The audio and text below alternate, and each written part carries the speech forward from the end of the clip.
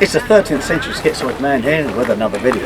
Have a butcher's of this. I'm in Pompeii at the moment, and look at this. This is the amphitheatre. This halfway. Look at this. You can see all the seats, all where all the people would have been, and you got there. So it is a case of, are you not entertained?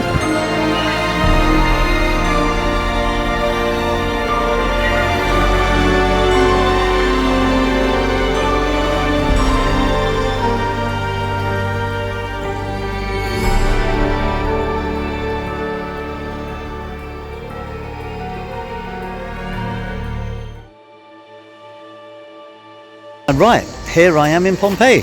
It's looking good. Yep, that's Byron there. Hello. I've got Phoenix there with Abby. Everyone's doing good. It's a bloody nice place to be. It's a bit hot. Yeah, it's a bit hot. A little bit hot. But it's alright. The first main thing you'll see upon entering Pompeii are the suburban baths. But things here aren't all they seem. Built outside the city walls, these baths were for private clientele, and unusually were men only. No sooner have you entered the building, you were greeted with a series of saucy paintings, scenes far too explicit to show here. But this is ancient Rome after all, so I will leave you with the obligatory Willy. In this case, a flying Willy. Let's carry on, shall we? Some people say this would double up as a brothel. In case you're wondering, this isn't a staircase leading anywhere. This is a NYMPHAEUM, a shrine dedicated to nymphs. An indoor waterfall cascading down. It must have looked beautiful.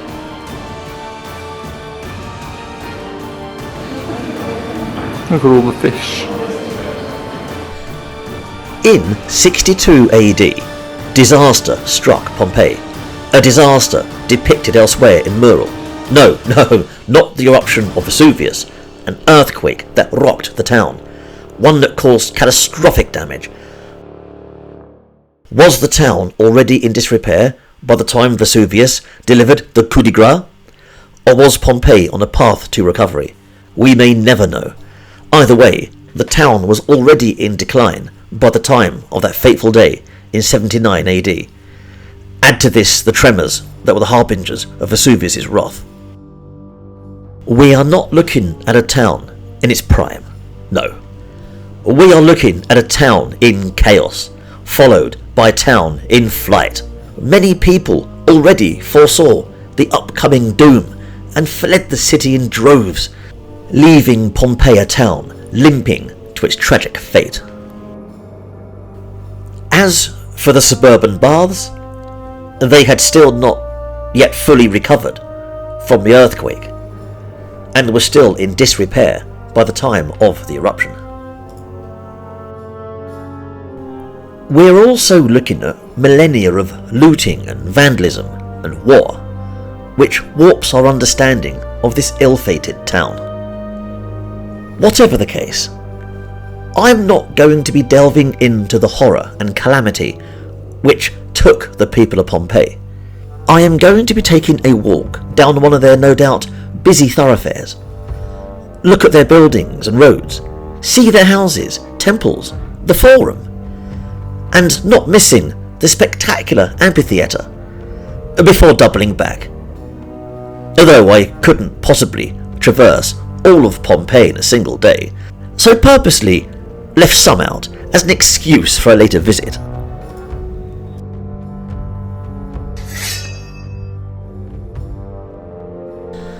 The Marine Gate is one of 7, this one leading westwards and towards the sea. And as you can see, the gate has 2 arches, one for pedestrians, the other for large vehicles and cattle. This was the boundary of the town, connecting the stone walls. And that pickle there is my son, Phoenix.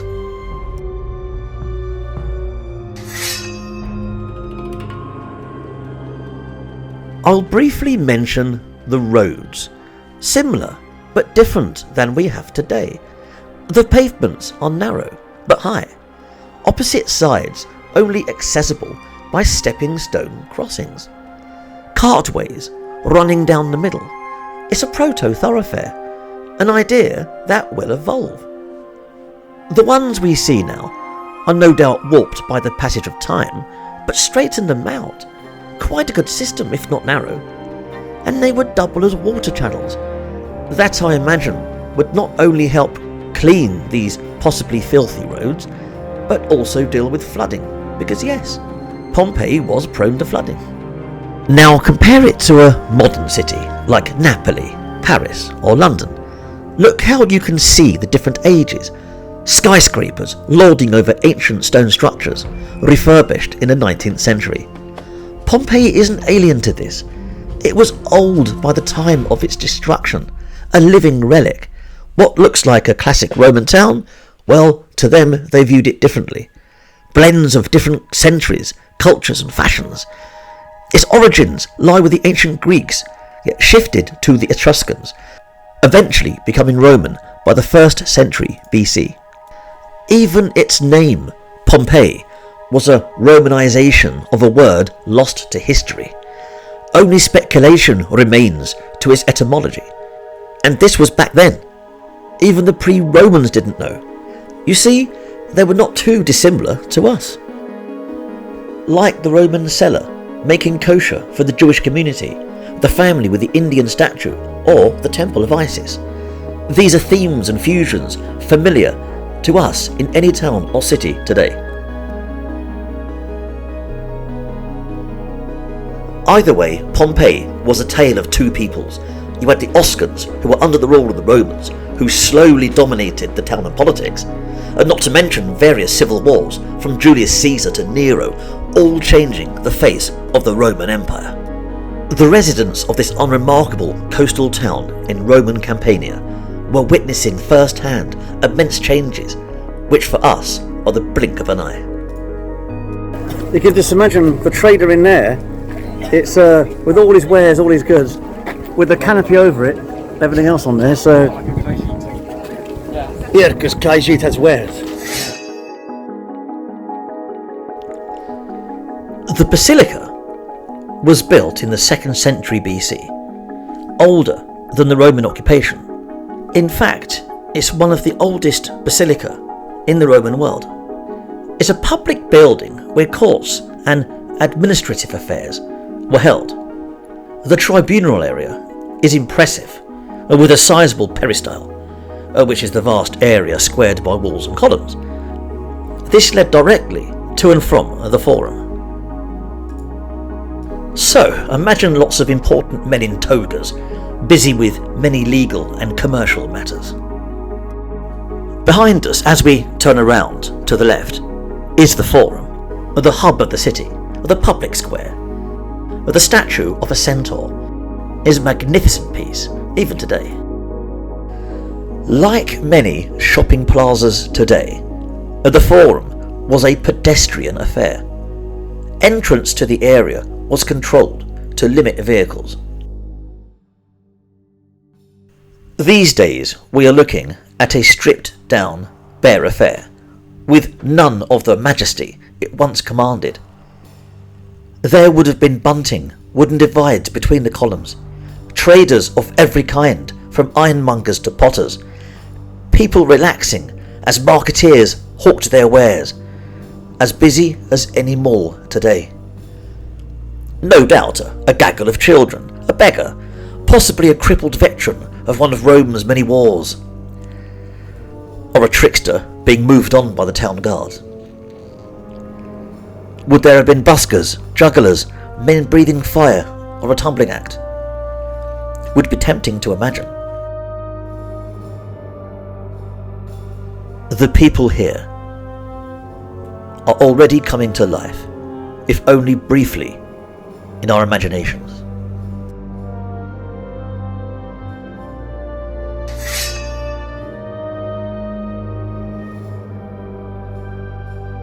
Look at this street.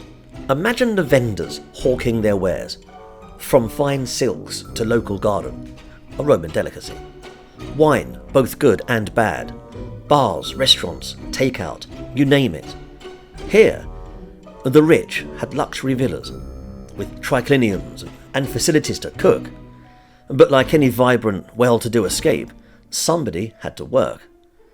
Often living in cramped, poor quarters. No kitchens here, no running water. These people had no option but to eat out, which was the culture here. Many food outlets can be found offering a wide range of locally made street grub. I can imagine an Oscan family, after selling Roman's local plonk, closing shop and heading out to the Greek restaurant down the road, who might themselves go out for a Roman. The bars tend to be found at the gates with roads to the mainland, and no doubt capitalising on travellers wishing to slake their thirst after long travel. Who doesn't want a nice drink after being on the road? Though, I can't imagine these places being cheap. There are more than a few taberna wine bars, and somewhere here is no doubt the local Wetherspoonum or a Burgess Rex. You may also notice another thing. There is no way you're going to get 2 carts on this road, so the town must have operated on a one-way system. Though how they managed it is anyone's guess. We simply don't know. Here, oddly, some of the more wealthier places are a stone's throw, if not adjacent, to the poorer places. This town was very mixed in every sense. Some of the more wealthier houses even had shops built into them.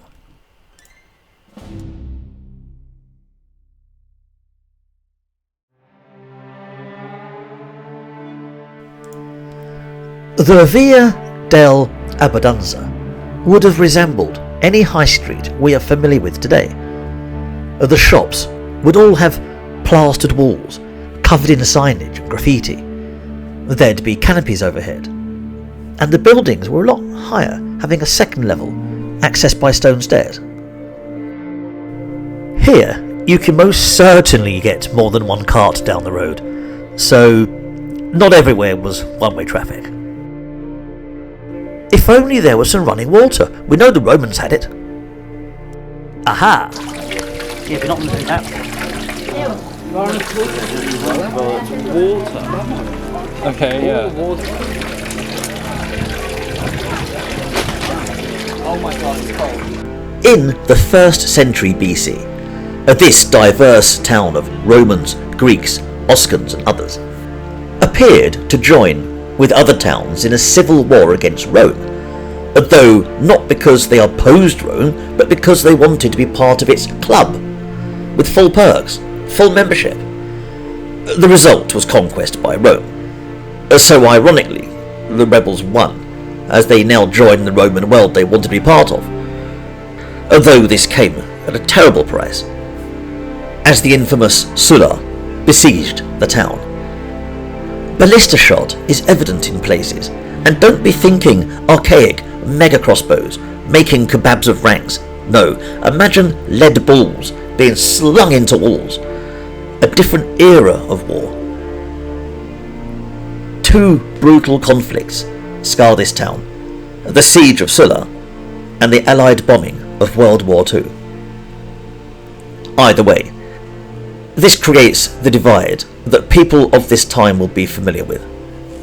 The colonial versus Pompeii, the former being the new Roman overlords who swiftly asserted dominance, the latter being the old inhabitants, though things do slowly improve. In case you are wondering, the wood did not survive the ravages of time or the eruption, but are brilliantly restored here nonetheless. This reads something about Gnaeus. The CN is an abbreviation of his name. I think it's either his residence or an election flyer. I really wish I kept up Latin. And naturally, Google Translate was as useful as a hedgehog in a condom factory. And don't even get me started on the books. They always leave out the abbreviations, which are crucial in these cases. Anyway, there's nothing that a nice bit of Pompeian retail therapy can't fix. So, let's carry on, shall we? This is a thermopolium, a place where you would buy hot food, a takeout, certainly not an upper-class affair. Anyone lacking a kitchen, the majority of the 12,000 at least residents, would have relied on these places. The graffiti of this building appears to be like political slogans, adverts for gladiatorial games. It was much vaster than this, but it was almost completely destroyed in the Second World War during the Allied bombings. So this is all we have left of it. An absolute shame. But there's nothing we can do about it. We're ending our walk up the Via dell'Abbondanza and wishing these places were open, as I could really do with a drink, especially in this lovely hot weather, though I'd have little chance of grabbing a cheeky beer, as the classy Romans frowned upon it. But like I said before, I know there's a local Wetherspoonum round here somewhere. I will find beer. And beer in this day and age was completely different than we have now. For a start, it contained nothing like hops and was sort of brewed out of things like rye. Very different. And then we have this poor chap. By the eruption, most of the residents had already fled the town, but a sizable chunk remained, immortalised in plaster casts. Their last dying moments captured out of morbid curiosity.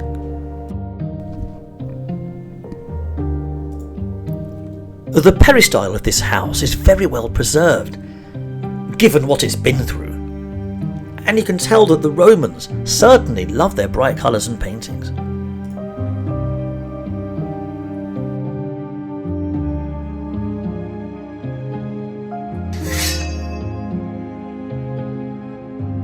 To get to the amphitheatre, we had to turn down this road here, and this is pretty much where the high street ends. Though on the right, you can't really see it, is the palestra, a sort of nice area surrounded by trees, just opposite the amphitheatre.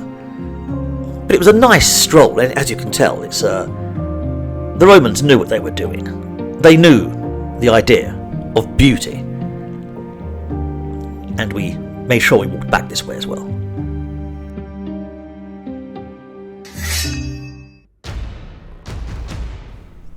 The amphitheatre, or as the locals called it, the Spectacular.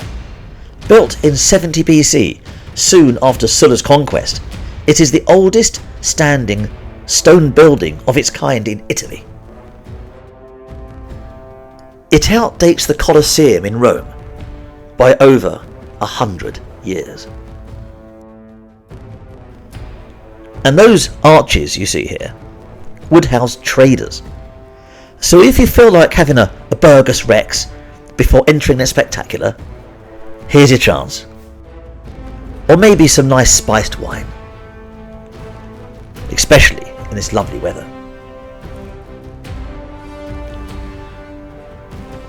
And it's bigger than it looks, holding up to 12,000 people, maybe more. And in case you're wondering, that's pretty much the entire town, so no doubt it housed neighbouring towns too. Pompeii was the place to be. Now, I can't read Latin, but I could read the Coloniae Honoris, which is colonial honour, and Spectacular Desua, which is his spectacular, his amphitheatre. So I decided to give it a hand at translation. And let's see how well I did with that.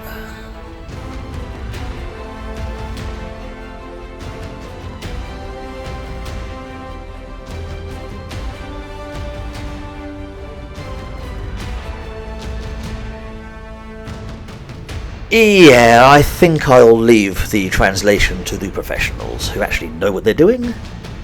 Moving on. So, what would you expect to see here? Because the Spectacular wasn't only about gladiatorial combat. Oh no. You could expect everything from chariot racing to exotic animal hunts. No doubt the equivalent of bear baiting and bullfighting. But people really came to see the gladiators. That's why you bought the ticket. I wonder what spectacles you personally would rather watch. Another thing about Pompeii, everyone says how packed it is, how bustling it is. It isn't actually that busy. It may be because we've chosen a weekday, but it's not at all that busy. Not what people make out it is, and you can see everything. So, especially here we are. We can watch in awe as the highly skilled Marcus Attilius faces off against a raging tiger from a far-off land. After all, he was no slave, but a prize fighter fighting for profit. Outside of this building are the stairs, so you would have climbed the stairs and ended up coming down to those little places and taking your seats like any modern stadium. So it's quite a sizable thing. Incidentally, the legendary Spartacus encamped around the crater of Vesuvius. You can just imagine the chariots trundling through there, crashing through those huge gates. But this would have been a spectacle. Oh, all the sun bearing down on you, fans cheering. Oh, this would have been a good day out. Talking of gladiators, in 59 AD, Tacitus recalls a games event that descended into utter chaos. The cause is unknown, but the away and home supporters end up fighting more than the participants. Abuse turned to weapons drawn, people were hurt, killed, a massacre, even children died here. The tragedy was brought up in front of Nero. The host of the games was already removed from the Senate, so was put into exile. Along with the ringleaders, Pompeii was banned from hosting games for a decade, a punishing crackdown. We decided, upon exiting the amphitheatre, not to head back down the thoroughfare which we've just gone down. Instead, we went down a side road and doubled back via another thoroughfare. And I'm really glad we did, because we saw some really fantastic places. But before we turned off this little road, we noticed the house of the Marine Venus, which was only fitting, because Venus is the patron saint of Pompeii. This is the atrium, the central court of the house, and you can tell that there would have been a nice little pool of water in that fixture on the ground. And look at all the doorways leading into rooms. You can only imagine what's behind them. But do take in mind, there were no doors here, other than the gate which led onto the streets. What you would have are dividers, so you could just move them to and fro. This house had been through many changes by the time of its destruction, but is most certainly of Roman design. Here, the main focus is the peristyle, of which various rooms run off of. And this is not without reason, as the garden within is most impressive. The frescoes and wall plaster are evident everywhere, and you can imagine what this place must have looked like. But their focus was clearly on their gardens. This whole house was dressed to impress. Right, as you can see, these are very tall. You can tell where the second floor was. And that is a doorway, and this would have been like a ceiling. You can walk from one end to the other there. A nice second floor. I'm assuming that's where they put the... That's where the beams were, yeah. It's, And boy, you ain't seen nothing yet.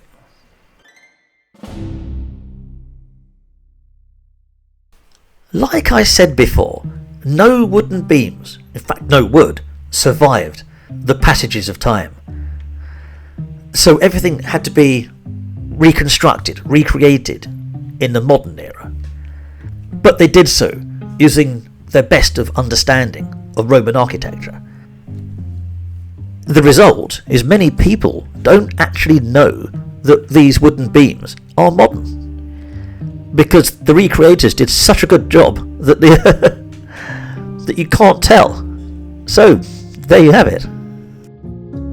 Now, I am no scholar of Roman architecture, so I can only guess to what these rooms are.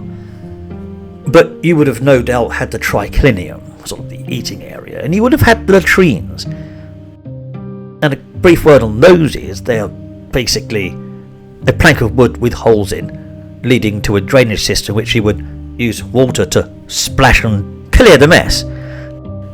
And in this day and age, your latrine would be right next to the kitchen, because it would double up as a general waste disposal unit. And there would have been living rooms, sleeping rooms, a whole host of different rooms. You would have had servants' quarters, a master bedroom, etc. Things familiar with us today. And going by some of the decor on these rooms, you could pretty much guess to the status of the person in the room. But like I said, I'm no scholar and everything else, but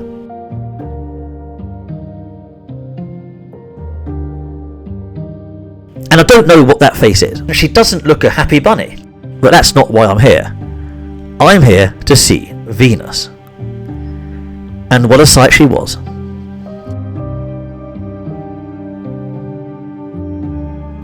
And here she is herself, Venus, patron saint of Pompeii, and you can see why she's called the Marine Venus, because she's in the sea, also known as Venus in the shell. And naturally, being Rome, she's wearing about as much as your average online influencer. This is a spectacular painting, beautifully preserved.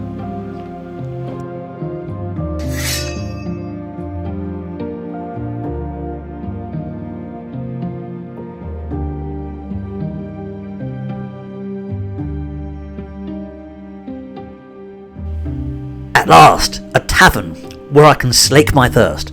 Though being a tavern, it means I'm settling for wine. No doubt a nice spiced wine. And you can tell the layouts, it's pretty much like a regular pub.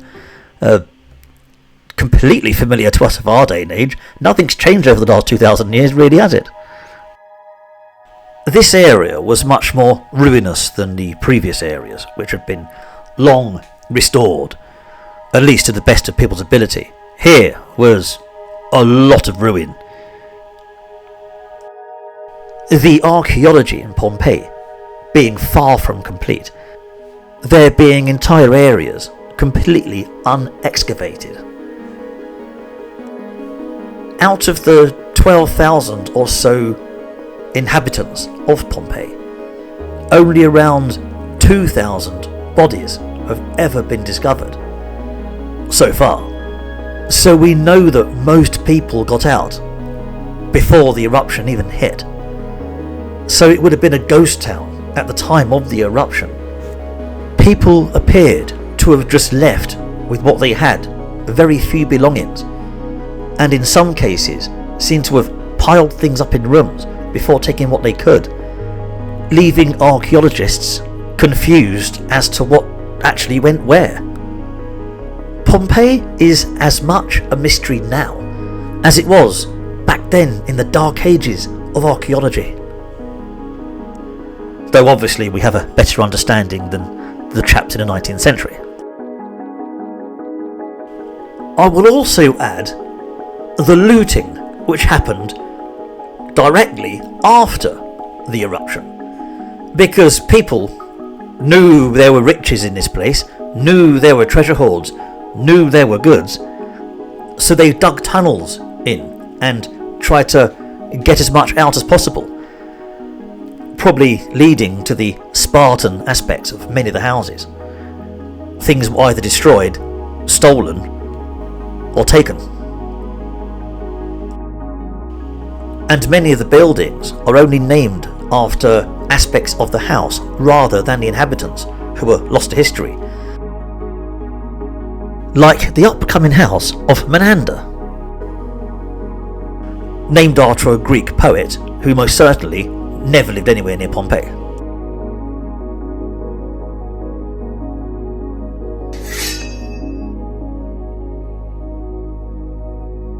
The house of Menander is pre-colonial, built in the 3rd century BC, and is from the Doric Greek style, not Roman. The frescoes in the atrium are of the Iliad and the Odyssey, and there is no doubt that someone of great wealth lived here. An aristocrat? A politician maybe? We may never know. We only call it the House of Menander because a painting of the famous Greek poet is on display here. Graffiti in the rooms tells us of Quintus and Sabinus, although they could easily have been made by bored guests than family members, or names of crushes written by forlorn teens. Oh, and this is just the main area. This is the entrance to the building, with the water there in the centre. This place is big, as you can tell by the peristyle just there. And let's get stuck in. This house changed over time as more bits were added, and other houses had to be demolished just to fit the opulent peristyle and garden. This house took up almost all of the local block. It's actually quite the privilege walking around these rooms and corridors, because we would not have been allowed back in the day given our status. The Lararium, a shrine of the household gods or ancestors. It's unknown exactly what these particular lares were. It's possibly even changed with the religious reforms of Augustus. But it certainly held a place in the hearts of the people who lived here. And they most certainly wouldn't have been taken with the owners, because the lares were a part of the house itself, like literal household gods. And here's a fresco of Menander, the dramatic Greek poet, just in case you're wondering. It's basically the Pompeian equivalent of a manor house. As tragic as this looks, there is more here that meets the eye, but nothing sinister, because these are basically the skeletons of people who died in Pompeii. There's no breaking bones about it. But Estelle Laser, an Aussie archaeologist in the 80s, came to the conclusion that these had been made up of all other different skeletons. They were a complete piecemeal, and not a hoax, far from it. Someone had got a load of skeletons together of men, women and children, and one person had 2 left arms. There was a person with both adult and children's teeth. Someone's knee was actually an ankle, and a skull was made of fragments of 3 different skulls. So it seems like someone in the past had just piled them together or done something with it for display for the public. But at least nowadays it's been improved, to say the least. And this is a modern reconstruction of the type of cart that was found in Pompeii. So you can imagine these going up and down the roads. And there's an example of a tourist. But unfortunately, we don't know the fate of the people who lived here. Did they escape? Were they related to the skeletons found? Or were the skeletons just randoms that are piled? Another of Pompeii's enigmas.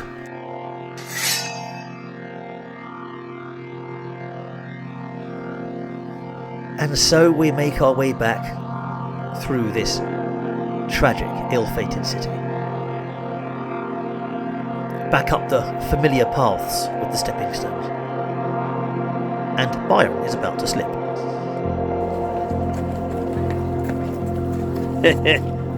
I got that.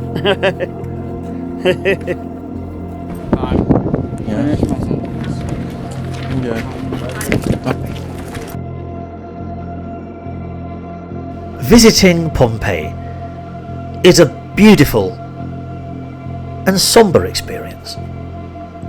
You're seeing a piece in history where people died in a huge cataclysmic tragedy. And there's no way to describe it. But I did say I'm not going to delve into the eruption and the tragedy of it. So despite these skeletons we saw earlier, let's concentrate back on the streets, the thoroughfares, the good life, the shops. Everything here is magnificent. Yet, if it wasn't for that fateful day, we would not have had this look into the past as it is. Pompeii would have no doubt have continued through the rest of the Roman Empire, being built upon, possibly getting larger, new buildings being built, old ones being demolished. It would have no doubt have gone through the medieval period with churches built onto it, castles. It would have hit the Renaissance, no doubt hitting the Napoleonic era. What would Napoleon have made of this? And it would have most certainly have suffered worse in the war than as it did in its current state. And we can only imagine now that there would have been modern housing in there. So what would have had survived should the eruption not have happened? So we are fortunate, in an odd macabre sense, to be able to see this town as it stood then. It was surprising to see how large this town was. I wasn't expecting it anything near the size of this. So next time I come back, I won't be going up this road. I'll be taking a look at the northwestern parts, which is where all the big houses are, the big villas. Things like the Indian statue and the house of the tragic poet. Next time, Gadget! Next time! Yeah, I'm not going to become an impressionist.